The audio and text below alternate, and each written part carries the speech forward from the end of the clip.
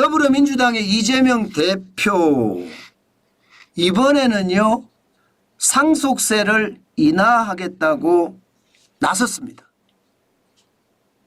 대표적인 이야기를 보면 세금 때문에 집 팔고 떠나지 않게 하겠다 이렇게까지 이야기했습니다.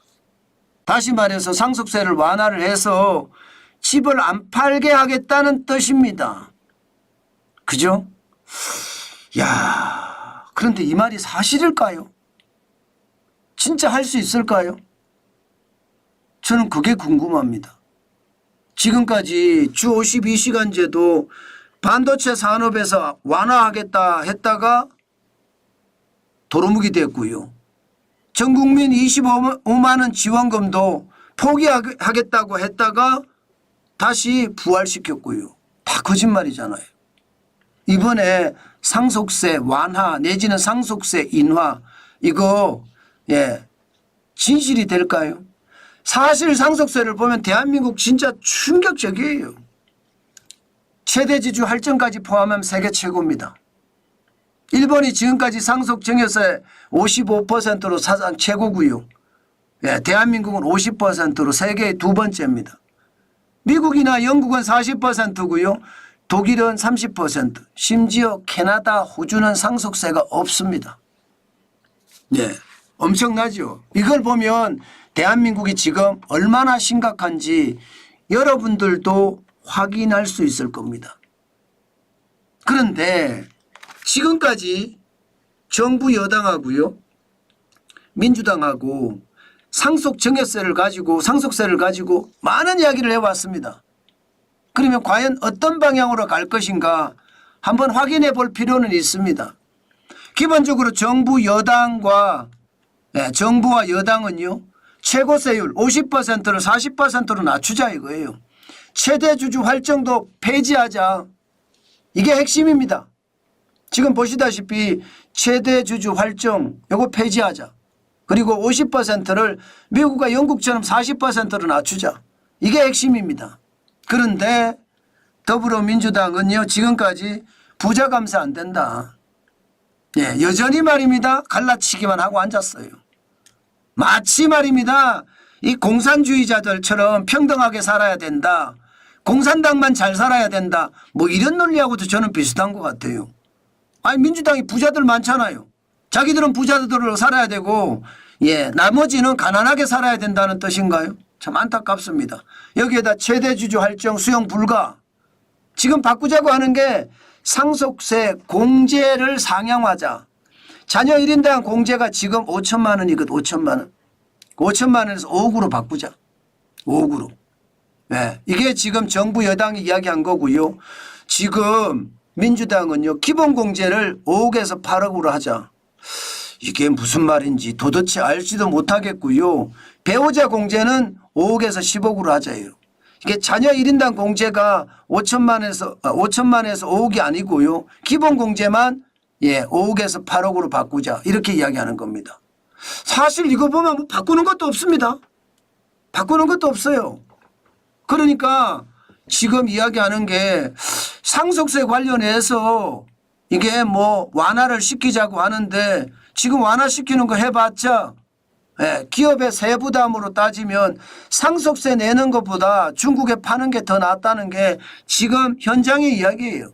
정부와 여당의 이야기고요. 민주당은 세수가 악화하는 상황에서 부자 감세만 골몰한다.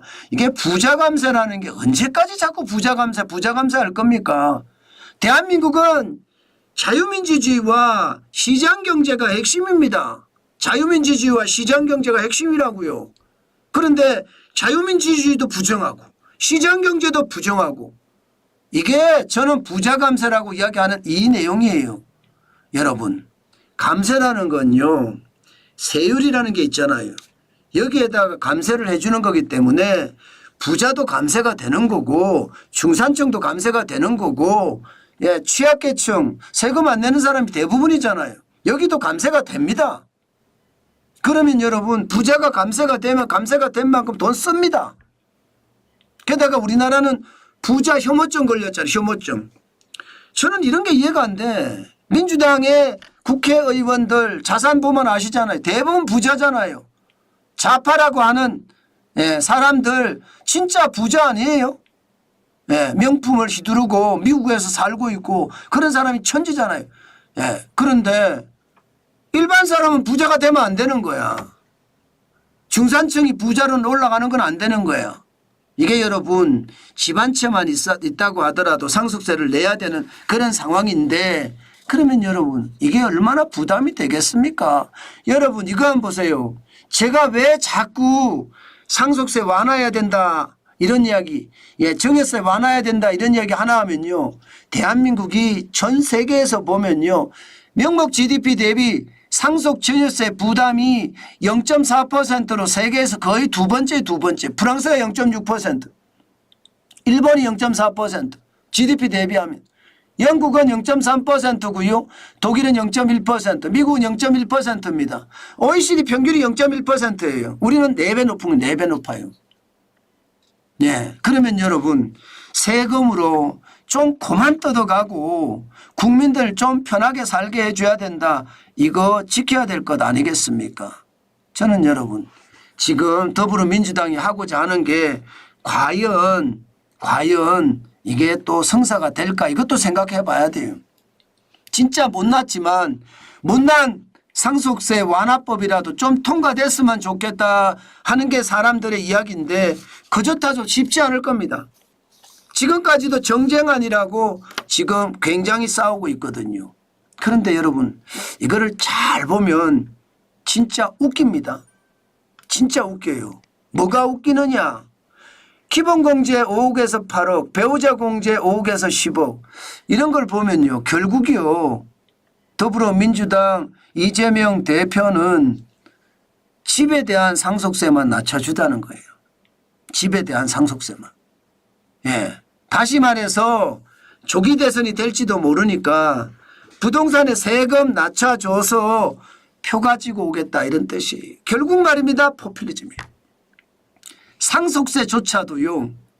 표가 안 되면 꺼내지도 않았을 텐데 지금 부동산의 상속세가 워낙 문제가 되고 많은 사람들이 상속세를 내보니까 충격을 받으니 이게 지금 정부 여당의 이야기가 뭐 상속세에 대한 이야기는 하지도 않았는데 더불어민주당 이재명 대표가 하는 겁니다. 결국은 여러분 이들은요. 다른 생각은 아무것도 없어요. 오로지 말입니다. 표가 되느냐 안 되느냐. 국가와 민족을 생각한다. 개뿔을 국가와 민족을 생각을 합니까? 전혀 안 하고요. 무조건 표가 되느냐 안 되느냐. 표가 되면 그게 나라가 혈세가 얼마나 들어가든 그거 하는 거예요 그냥. 전국민 재난지원금도 25만 원 13조가 들어갑니다. 하잖아 표가 되니까. 표가 되면 무조건 합니다. 그게 너무 안타깝습니다. 이게 여러분 권력욕에 취해서 오로지 말입니다. 표를 얻어서 말입니다. 대통령이 되겠다는 생각밖에 없는 거예요. 그러니 나라 경제는 어떻게 되겠습니까? 그만큼 피폐해질 겁니다.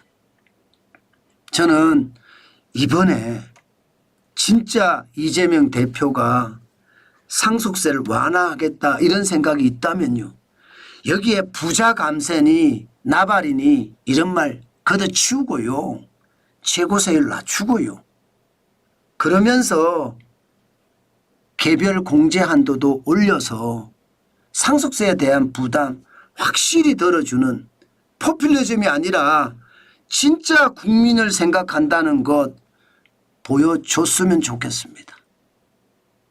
사실 저는 이렇게 말하면서 또 못할 거야. 이 전제가 깔려 있습니다. 원래 이재명 대표는요. 말 바꾸기를 여반장입니다. 여반장. 손바닥 뒤집기.